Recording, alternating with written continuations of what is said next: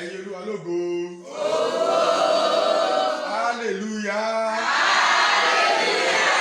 Hallelujah. Hallelujah.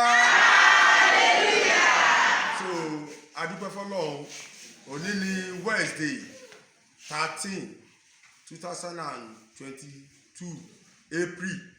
So nílẹ̀ ká wà ní kóòtù ní Osun State lérí ọ̀rọ̀ Yorùbá nation, but wọ́n postpone di until the federal notice.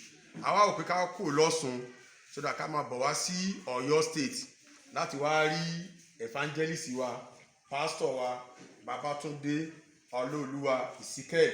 Torí náà àwọn pastor tọ́lọ́run gbà fún ní Ọ̀yọ́ State náà ìlú ẹ̀ náà ni wọ́n wà. Tọ́lọ́run sì ń dá lóhùn, ẹ wo ara tọ́lọ́run dá fún wọn nínú bíi ẹ wo nǹkan tán ṣe nígbà òjíṣẹ́ Ọlọ́run.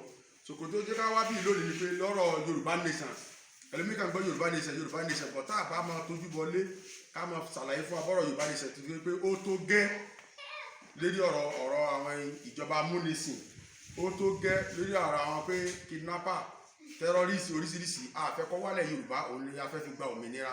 Ìdí rèé ká fi wá gbé ọ̀rọ̀ Yorùbá nation wá sí ọ̀dọ̀ àwọn bíṣọ̀bù wa, pásítọ̀ wa, evangelist wa, tó dáa láti lè ṣàlàyé fún gbogbo ọmọ ìjọ nílùú Ọ̀yọ́ State tá a wà yìí, ìpètò nílùú Olókòtó ní Ọ̀yọ́ State, so that ẹ lè ṣàlàyé fún gbogbo àwọn ìjọ pé ọ̀rọ̀ Yorùbá nation ibi tó dé lórí o. So pásítọ̀ wa, ọ̀rọ̀ Yorùbá nation ṣé ẹ faramọ́ ká gba òmìnira? Ọpẹ́ tèmi ti ń sunkún rẹ̀. Ẹ̀yin Olúwa lógo. Ẹ̀yin Olúwa lógo.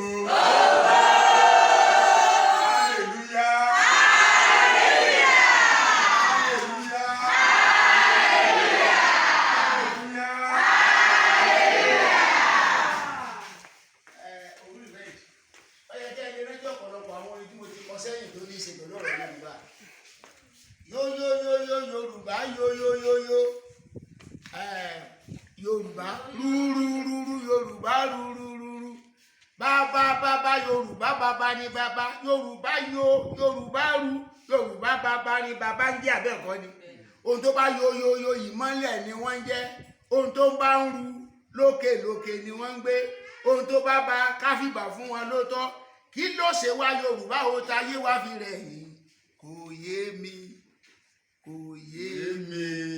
Sọ̀rọ̀ rántí ọdún tá a ti kọ́ ni sọ̀rọ̀ 20 years ṣe ní láti kọ́. So à ń tí ń sunkún rẹ̀ ti pé àárẹ̀ èèyàn ni. Ìgbà tí mo kọ́kọ́ kàn yín lórí mẹ́díà inú mi dùn gan, àwọn ọmọ ìjọ mi lè sọ fún máa ń sọ̀rọ̀ yín.